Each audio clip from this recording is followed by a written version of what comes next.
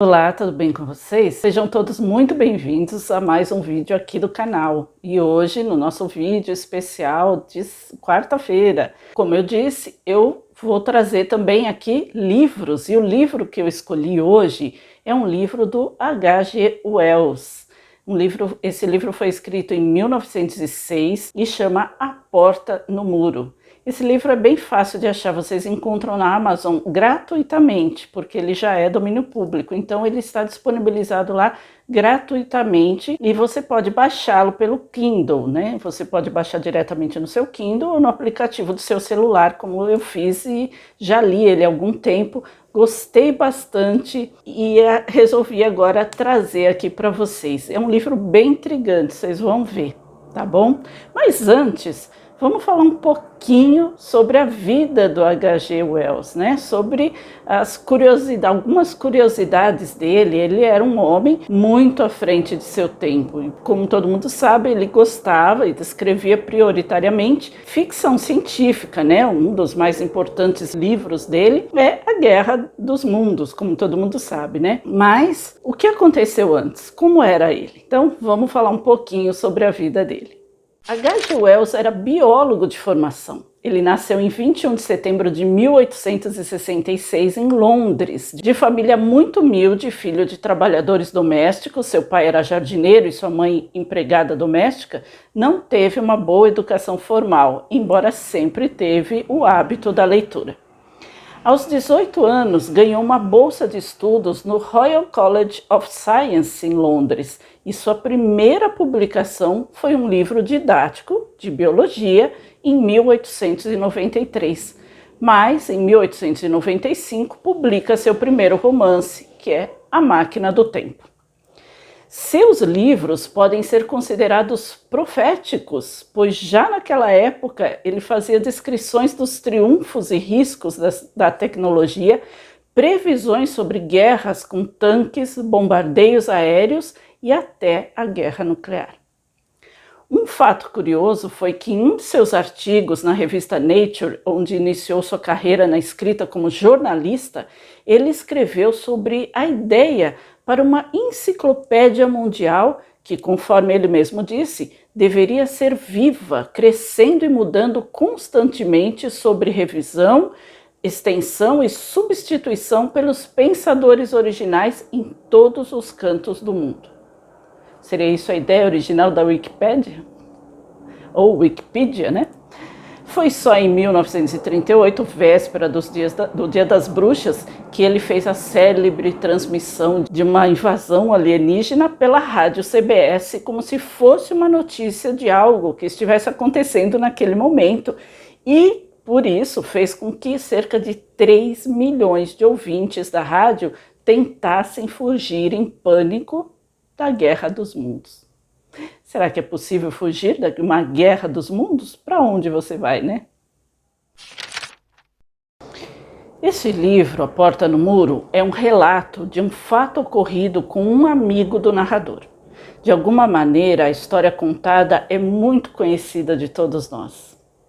Nós que buscamos o conhecimento das coisas espirituais. Nós que às vezes nos sentimos deslocados no mundo e sentimos saudades de algo que nem sabemos o que é. O relato deste seu amigo pode ter sido uma experiência vivenciada por ele mesmo, H.G. Wells, tão à frente de seu tempo? Com todas aquelas visões de fatos históricos, como não imaginar que tudo isso também pode ter sido uma experiência real para ele? Uma realidade mostrada, quem sabe, em uma viagem astral ou em um instante de transe. Que tudo o que ele conta aqui exista mesmo em uma realidade ou dimensão paralela, isso para mim é certeza absoluta. Uma realidade que está bem aqui do nosso lado, apenas esperando que a gente atravesse a porta no muro. Ele conta que seu amigo, chamado Wallace, narrou essa experiência que aconteceu primeiro para ele aos 5 anos de idade. Seu pai, viúvo, era um advogado enérgico que deixava ele Wallace aos cuidados de governantas um tanto descuidadas, né? Porque nem perceberam quando ele saiu de casa sozinho. Wallace, ele conta, sempre foi muito inteligente e esperto desde muito novo. Por isso, não sentiu medo ao ver a porta da frente aberta e resolveu sair mesmo sozinho. Ao contar a história, Wallace, já adulto, diz que isso é algo que o assombra porque tira a luz das coisas e o enche de desejos. Uma beleza e uma felicidade que enchiam seu coração e que faziam todos os interesses e espetáculos da vida mundana parecerem insípidos, tediosos e inúteis. Embora sua vida profissional tenha sido de muito sucesso, porque ele quase se tornou um ministro de Estado, nada era mais importante daquilo que ele havia vivenciado atrás da porta no muro. Pelo menos foi o que ele percebeu agora, narrando a história. Quando saiu de casa aos 5 anos, andava pela rua, uma rua comum de comércio. Ele se lembrava das lojas, dos artigos vendidos e do muro branco com uma porta verde que o atraíra mais do que qualquer coisa. Uma simples porta verde em um muro branco. Hesitou bastante, imaginou que seria errado, que seu pai bronquearia com ele e desviou a atenção para os artigos das lojas próximas. No entanto, a vontade foi maior e ele saiu correndo com a mão esticada para que a hesitação não mais tomasse conta dele e, no ímpeto, abriu a porta deixando que ela se fechasse atrás dele. E assim foi parar em um jardim que o assombrou por toda a sua vida. E aí eu vou ler agora para vocês o relato do Wallace. Foi muito difícil para o Wallace expressar sua compreensão do jardim no qual tinha ido parar. Havia algo no ar de lá que inspirava euforia, que dava uma sensação de leveza e coisas boas e bem-estar. Havia algo na visão que deixava todas as cores limpas e perfeitas e sutilmente luminosas.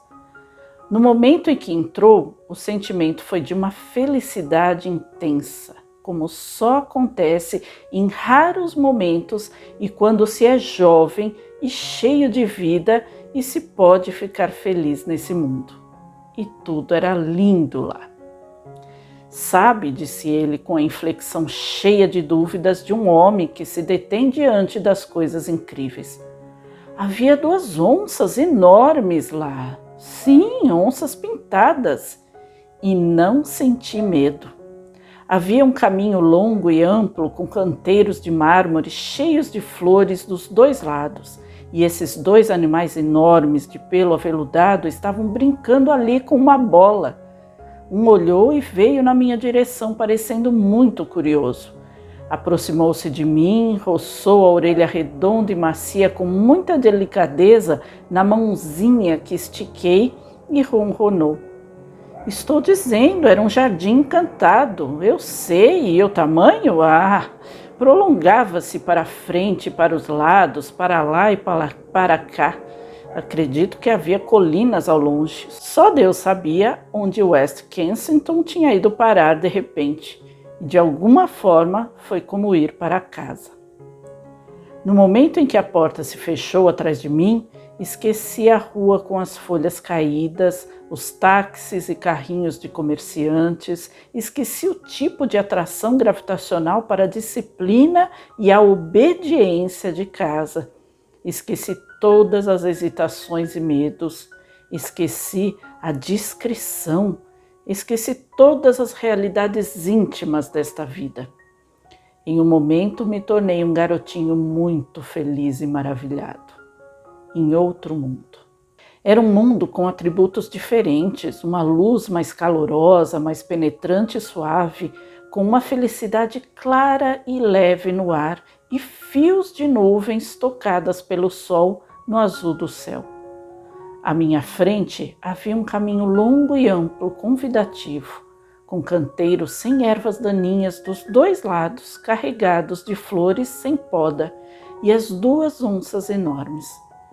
Passei as mãos sem medo no pelo macio e acariciei as orelhas redondas e os cantos sensíveis embaixo das orelhas e brinquei com elas e pareceu que me davam as boas-vindas ao lar. Havia uma sensação clara de volta para o lar na minha mente. E quando uma garota alta e loura apareceu no caminho e veio falar comigo sorrindo e disse: "Então?", me pegou no colo, me beijou, me pôs no chão e me pegou pela mão. Não houve surpresa, mas só uma impressão de certeza prazerosa de ser lembrado de coisas felizes que tinham sido estranhamente deixadas de lado. Havia degraus largos, lembro bem, que apareceram entre galhos de delfínios, e subindo por eles chegamos a uma grande alameda entre árvores muito velhas e escuras.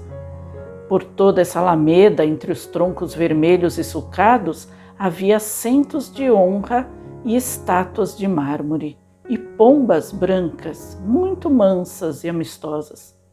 E por toda essa alameda, minha amiga me levou olhando para baixo, e eu me lembro dos traços agradáveis, do queixo delicado, no rosto doce e gentil, me fazendo perguntas com uma voz baixa e simpática, e contando coisas agradáveis, eu sei, embora o que eram eu nunca tenha conseguido lembrar. E de repente, um macaquinho prego muito limpo, com pelo castanho avermelhado e olhos dóceis cor de mel, desceu de uma árvore até nós e correu ao meu lado, olhando para mim e sorrindo, e pulou no meu ombro. Nós seguimos com grande felicidade. Eu me lembro de pequenas coisas. Passamos por um velho meditando entre louros, lembro bem, e por um lugar animado com periquitos, e percorremos uma colunata ampla e sombreada até chegarmos a um palácio espaçoso e fresco, cheio de chafarizes agradáveis, de coisas lindas, de atributos e das promessas do desejo de um coração. E havia muitas coisas e muitas pessoas, algumas que ainda parecem se destacar com clareza e outras indistintas, mas todas eram lindas e gentis. De certa forma, não sei como, entendi que todas eram gentis comigo, que estavam felizes por eu estar lá e me encheram de alegria com seus gestos, com o toque de suas mãos, com o acolhimento e o amor em seus olhos. Sim, encontrei amigos lá. Isso significou muito para mim, porque eu era um garotinho solitário. As pessoas estavam se entretendo com jogos divertidos numa quadra coberta de grama, onde havia um relógio de sol enfeitado de flores. E nas brincadeiras havia amor. Mas é estranho, há uma lacuna na minha memória. Não me lembro do que brincamos, nunca lembrei. Depois, quando criança, passei horas tentando, mesmo as lágrimas, recordar a forma daquela felicidade. Eu queria reviver as brincadeiras no meu quartinho de brinquedos, sozinho. Não. Só lembro a felicidade e os 2 amigos que ficaram mais comigo. E de repente apareceu uma mulher morena e sombria, com o rosto sério e pálido e olhos sonhadores. Uma mulher sombria usando um vestido longo e macio, de um tom claro de roxo, carregando um livro, que fez sinal para mim e me levou com ela até a galeria acima de um salão. Embora meus amigos tivessem ficado contrariados ao me ver partir, parando o jogo e olhando enquanto eu era levado, "Volte para nós!", exclamaram eles, "volte para nós logo!". Olhei para o rosto da mulher, mas ela não deu atenção a eles. Sua expressão era muito gentil e séria. Ela me levou até um banco na galeria e fiquei imóvel ao seu lado, pronto para olhar o livro quando ela o abriu sobre o joelho. As páginas se abriram. Ela apontou e eu olhei impressionado, pois nas páginas vivas daquele livro eu me vi. Era uma história sobre mim e nela havia todas as coisas que tinham acontecido comigo desde que nasci. Foi maravilhoso para mim, porque as páginas daquele livro não traziam desenhos, entende? Mas realidades. Eram realidades, sim, deviam ser. As pessoas se mexiam e as coisas iam e vinham nelas. Minha querida mãe, que eu quase tinha esquecido, meu pai severo e honrado, os criados, meu quarto e todas as coisas familiares de casa. A porta da frente e as ruas movimentadas com trânsito para lá e para cá.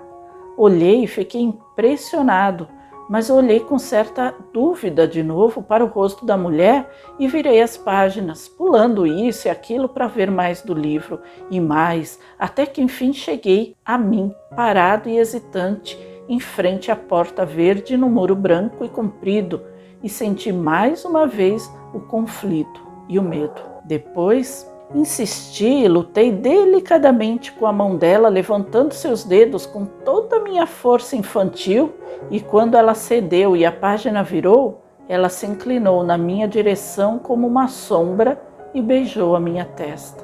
Mas a página não mostrava o jardim encantado, nem as onças, nem a garota que me levara pela mão, nem os amigos de brincadeira que relutaram tanto em me deixar partir. Mostrava uma rua comprida e cinzenta em West Kensington, naquela hora fria da tarde, antes de todos os postes se acenderem, e eu estava lá, uma figurinha lamentável, chorando alto, incapaz de me controlar, e chorava porque não podia voltar aos meus queridos companheiros de brincadeira que gritaram para mim: volte para nós logo. Eu estava lá. Aquilo não era a página de um livro, mas a dura realidade. Aquele lugar encantado e a mão controladora da mãe, séria, junto a quem fiquei, tinham sumido. Para onde tinham ido? Aí ele conta que se viu novamente na rua, sentado na calçada, chorando por ter saído de lá. Foi levado então por pessoas e um policial até em casa, e quando relatou o acontecido para seu pai, ele lhe deu uma surra.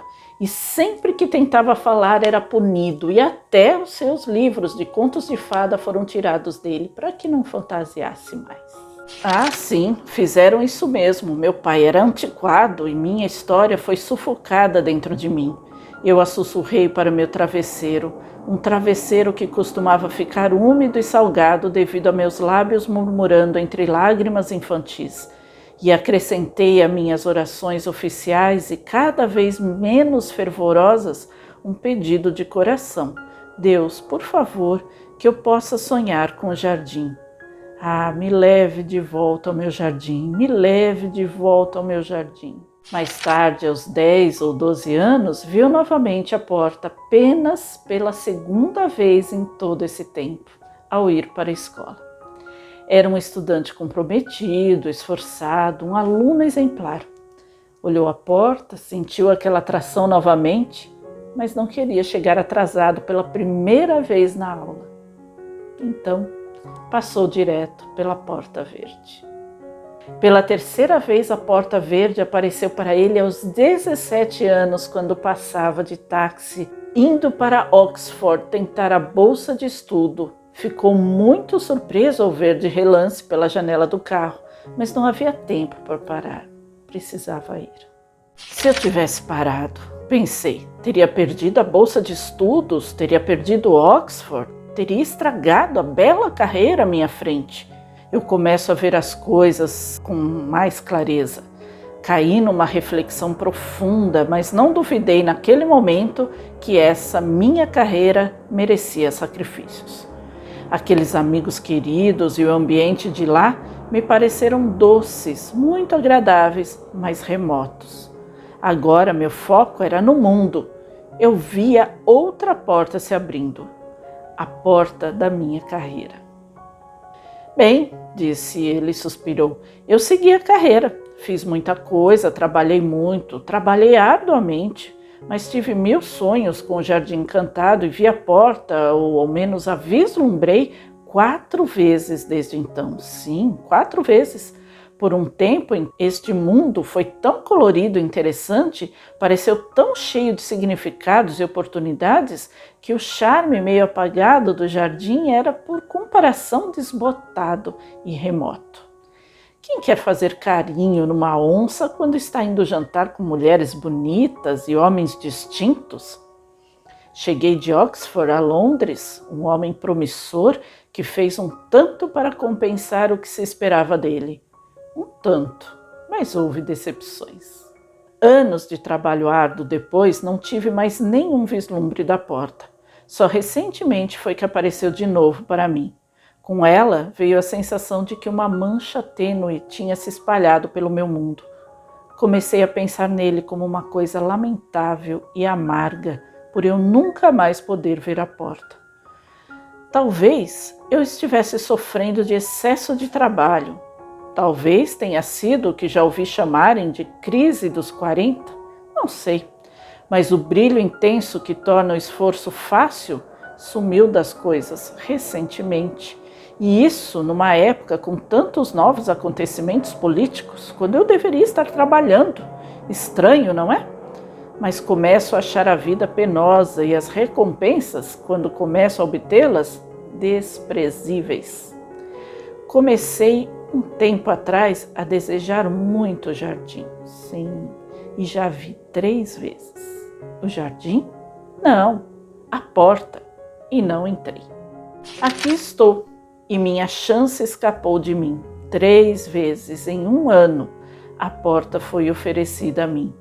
A porta que leva à paz, ao prazer, a uma beleza além de qualquer sonho, a uma gentileza que nenhum homem na face da terra pode conhecer.